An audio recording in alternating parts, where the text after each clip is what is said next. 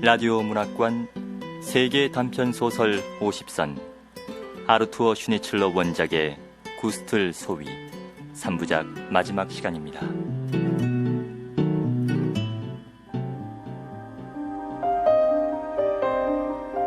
지난 이야기, 구스틀 소위는 자살만이 자신의 명예를 지키는 길이라고 생각하면서도 자살을 피할 여러 가지 방법을 모색한다. 그는 미국으로 도피해 살아남는 게 가족에게는 더 나은 일일 거라는 생각도 해본다. 이런저런 생각을 하던 그는 공원 벤치에서 잠이 들었다가 눈을 뜬다.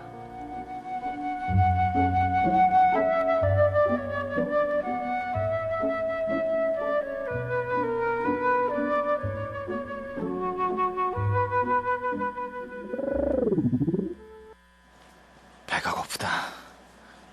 맙소사, 배가 고파? 놀랄 일도 아니지. 내가 대체 언제부터 아무것도 먹지 않은 거야? 그러니까 어제 저녁 6시에 카페에서 먹은 앤 아무것도 먹지 않은 거야. 그래, 코페치키가 내게 음악회표를 줬을 때 커피에 우유를 많이 넣은 멜랑제 한 잔과 빵 2개를 먹은 게 다야. 제빵사가 내가 자살한 걸 알게 되면 뭐라고 할까? 구스틀 소위가 죽었다고? 자살? 그렇다면 어제 극장에서 그 일 때문이란 말인가? 장교라는 사람들은 그토록 명예를 소중히 여긴단 말인가? 목숨보다도 더?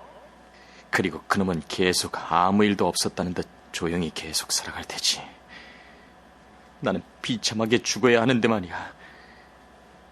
결국 그놈이 날 살해한 거야. 코페치키에게 모든 게 담긴 편지를 쓰는 거야. 이 모든 이야기를 쓰는 거야. 아니면 연대장에게 쓰는 게 더 나을지도 몰라. 완전히 업무 보고처럼 말이야. 구스틀 소위의 자살이 이런 이유에서였다니. 제빵사를 당장 잡아들여야겠어. 기다려라. 너는 그런 일이 비밀로 남을 줄 알았겠지? 틀렸어. 영원히 기억에 남도록 기록할 거야. 지켜보겠어. 여전히 카페에 드나들 수 있을지. 내 지켜보겠어라는 말 멋지군. 유감스럽게도 불가능한 일이지만. 44 헝거리 보병연대다. 사격장으로 행군하는구나. 지나가게 내버려두자. 그래, 오른쪽을 봤어. 내가 너희들을 얼마나 무시하는지 너희들이 안다면. 나카초잖아. 저 사람이 언제 44 보병연대로 옮겨갔지? 구스틀, 오랜만일세. 잘 지냈나? 아니요. 아니야, 친구. 잘못 맞췄어. 난 프라토에서 밤을 지샜다고. 오늘 석간신문에서 읽게 될 거야. 말도 안 돼. 오늘 아침에 우리가 사격장으로 행군해 갈 때 프라토 거리에서 그를 만났다고. 오늘은 날씨가 좋을 거야. 빌어먹을 저 안락한 고급마차는 오전 8시에도 세상에 존재하겠지. 그리고 나는... 이건 뭐야? 마지막 순간에 고급마차 때문에 평정심을 잃는다. 아니야. 그건 내가 너무 오랫동안 아무것도 먹지 않아서 그래. 하지만 구스틀, 그러지 말고 너 자신에게 솔직해져봐. 두려워하고 있잖아. 두려움. 하지만 그건 도움이 안 돼. 그러니 멋진 종말을 위해 최소한 품위 있게 처신해봐. 나는 그걸 너에게 요구하는 거야.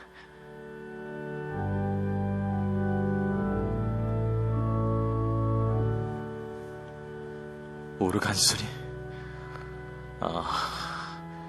교회에서 나는 거로군. 아침 미사야.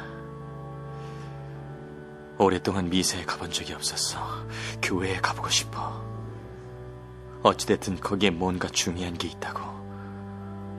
죽기 전에 한마디 이야기를 나눌 수 있는 사람이 있었으면 좋겠어. 신부는 눈을 동그랗게 뜨겠지? 만약 내가 마지막에 신부님, 저는 이제 자살하러 갑니다 하고 말한다면 말이야. 그런데 이 멜로디가 뭘 기억나게 하는 거지? 맙소사, 어제 저녁. 이건 견딜 수 없어.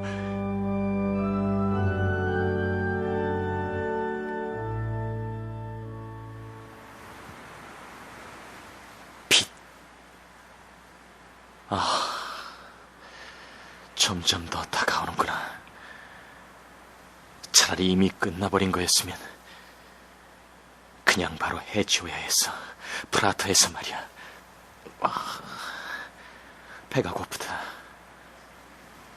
예전에는 사형 선고를 받은 사람이 아침에 여전히 커피를 마시고 시가를 피우는 게 이상하다고 생각됐었지. 카페에 가고 싶은 생각이 들어. 다시 완전히 침착해졌어. 걸어가는 게 이렇게 편안하구나. 미국.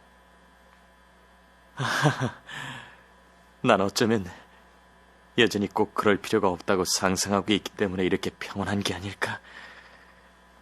그래야만 해. 그렇게 할 거야. 구스틀, 너 상상이나 할 수 있니? 옷을 벗고 도망친다는 걸 말이야.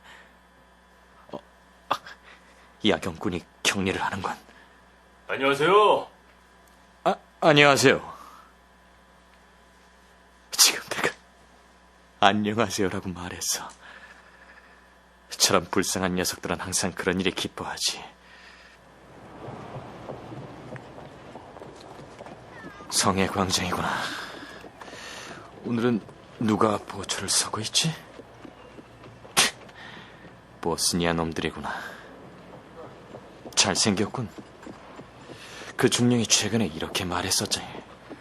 우리가 저 아래쪽에 있었을 땐 보스니아 사람들이 언젠가 이렇게 우리에게 복종하리라고는 생각지도 못했지. 그래, 그런 일에 나도 참여했으면 좋았을 텐데. 영예의 벌판에서 국가를 위해서 쓰러졌더라면 훨씬 더 나았을 텐데. 그래, 박사 양반. 당신 사실은 잘도 도망친 거요. 누가 내 대신 그 일을 해줄 수는 없을까? 코페츠키나 비메탈이 내 대신 그 자식을 때려 눕혀야 한다고 유서를 남겨야겠어. 그놈이 그렇게 쉽게 도망쳐서는 안 돼.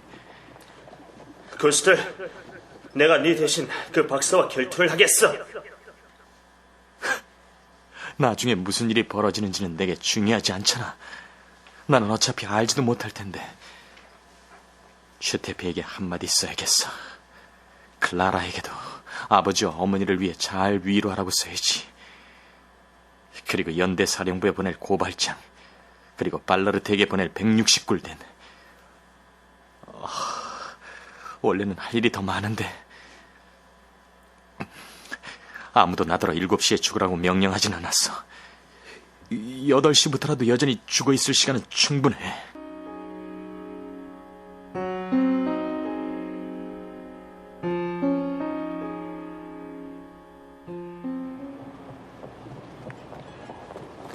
링거리다.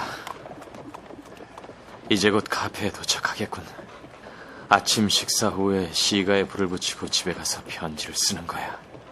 구스틀 소위가 자살하기 직전에 써서 사령부로 보낸 고발장입니다. 사랑하는 누나, 나를 용서해야만 해. 그리고 사랑하는 부모님들을 좀 위로해줘. 우리 가족 모두를 항상 사랑했다는 걸 믿어줘. 클라라에게는 차라리 편지를 쓰지 말자. 난 울어버리고 말 거야. 생각만 해도 벌써 눈이 따끔거리잖아. 코페츠키에게나 쓰자. 우정어린 작별 인사를. 그 다음은 슈테피에게. 그 계집에게는 뭐라고 써야 하나? 내 사랑하는 여인아, 아마도 넌 생각하지 못했겠지. 뭐라고? 말도 안 되는 소리. 내가 세상을 떠나기 전에 잊지 않고 싶은 게 있어. 그래. 편지 쓰기는 역시 내 장기가 아니야. 구스틀, 어디로 가는 거야? 내가 다니는 카페는 바로 저기 있는데. 아직도 청소를 하고 있구나. 자, 들어가자.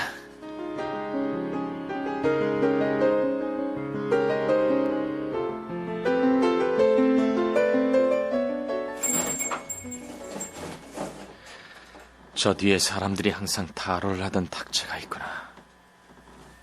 기이하군. 항상 저기 뒤에 벽 쪽에 앉아있던 그 사내가 바로 그놈이었다는 게 상상이 안 돼. 안녕하세요, 소희님. 안녕하세요. 오늘 아주 이른 시간에 오셨네요, 소희님. 그렇게 됐어요. 저 소희님, 뭘 드시겠어요? 멜랑제와 하우시오. 예.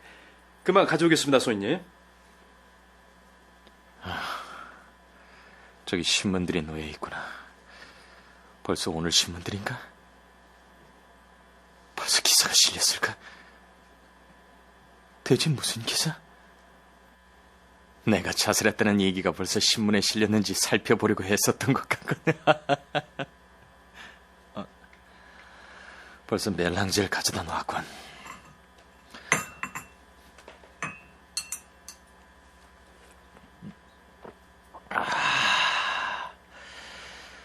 커피만 좋다.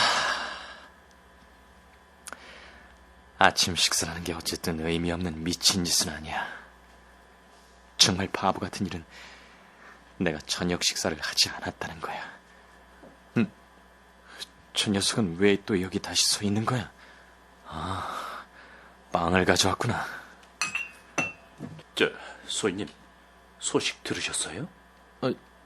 뭐라고요? 소식 들으셨냐고요? 그래, 맙소사.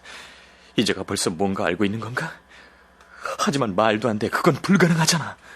저 하베츠 발러시가요? 뭐? 제빵사 이름이잖아. 이제 무슨 말을 하려는 거지? 결국 벌써 다녀간 건가? 그제가 어젯밤 여기 와서 짓거린 걸까? 왜 계속 얘기하지 않는 거야? 어젯밤 12시에 뇌졸중으로 쓰러졌대요. 뭐라고요? 누가 뇌졸중으로 쓰러졌다고요? 그 제빵사요, 소희님. 소희님도 아시잖아요. 그러니까 그 매일 오후에 장교님들 옆 테이블에서 슐레징어 씨하고 또 조화상인 바스너 씨와 함께 타로를 하던 그 뚱뚱한 사람 말이에요. 잠이 확 깨는군.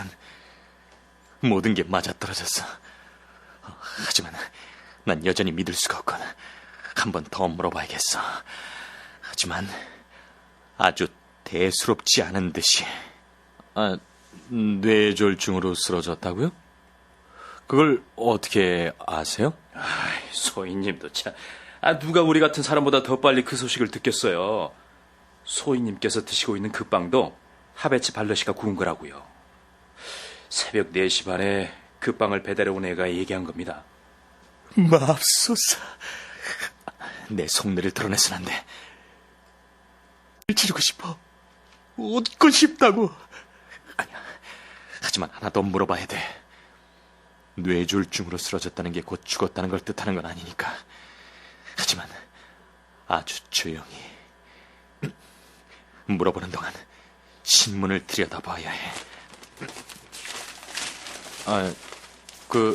죽었대요? 당연하죠, 소희님. 그 자리에서 죽었대요.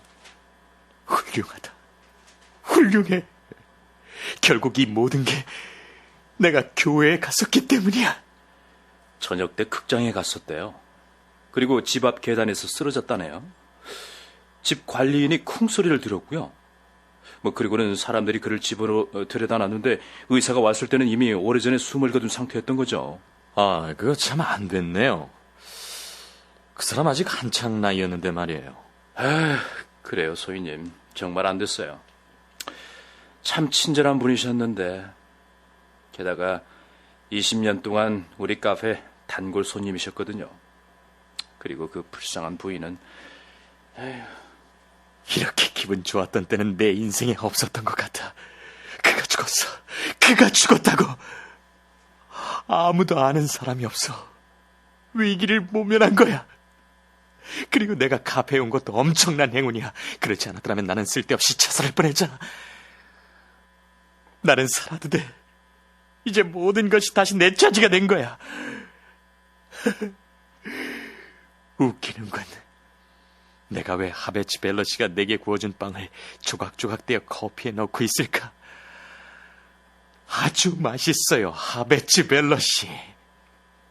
훌륭해.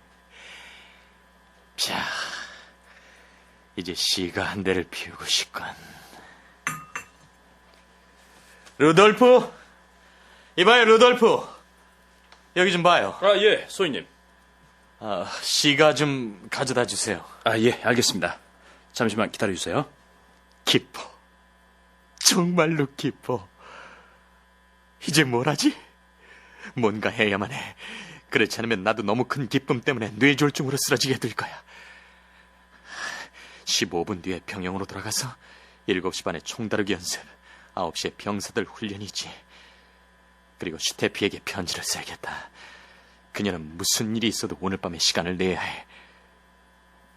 그리고 오후 4시에 저 기다려라, 건방진 박사놈아. 나 지금 기분이 아주 좋거든. 납작해지도록 두들겨 패주마!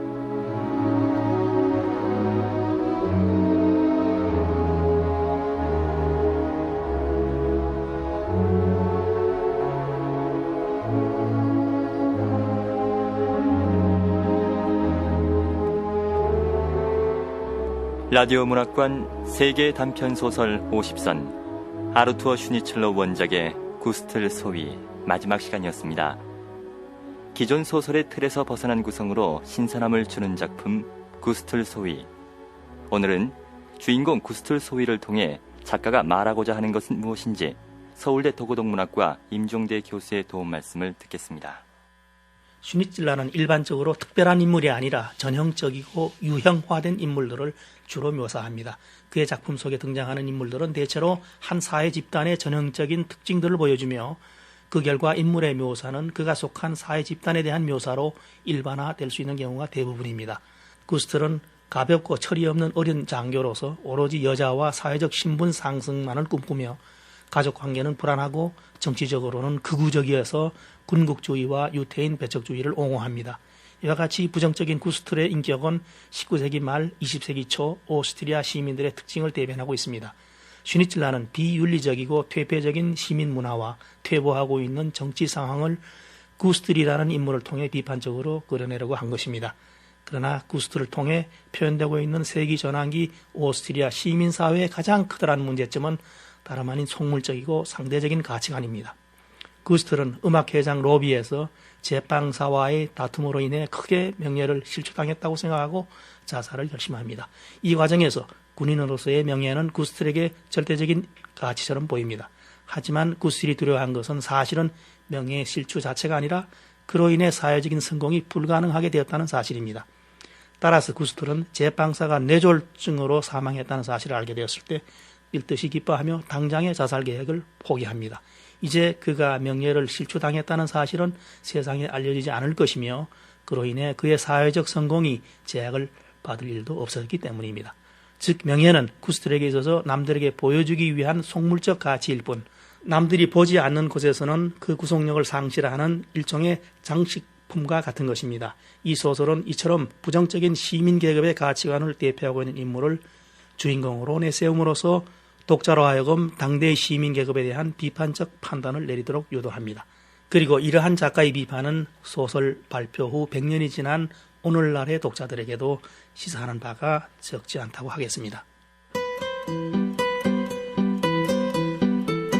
지금까지 출연 김승준, 이의선, 김호정, 남경표, 전태열, 박웅선, 이영아, 이주희, 하성룡, 김창열, 김은아, 박희은, 정영웅, 유승화, 기술 김태호, 효과 이용문, 정현재, 음악 오회원이었습니다.